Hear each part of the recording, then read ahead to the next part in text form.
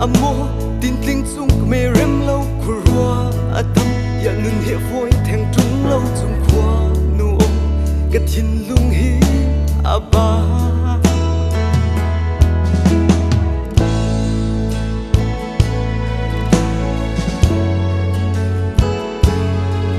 ling la kia kêu mi thing phân nâu băng a hau thấy pi lâu khi ka ba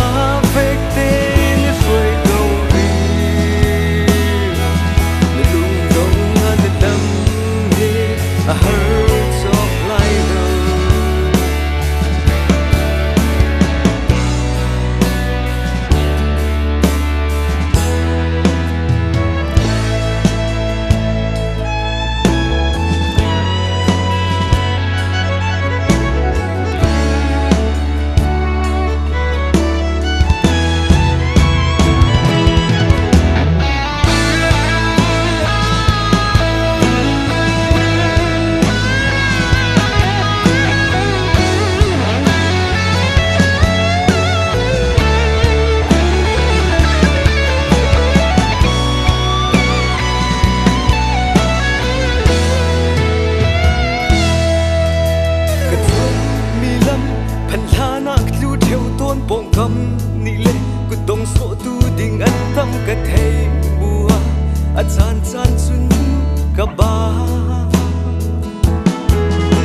san lai nui hậu thei lâu luang mi mi khi thong ne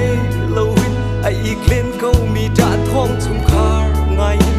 ni thai sing chu pe ri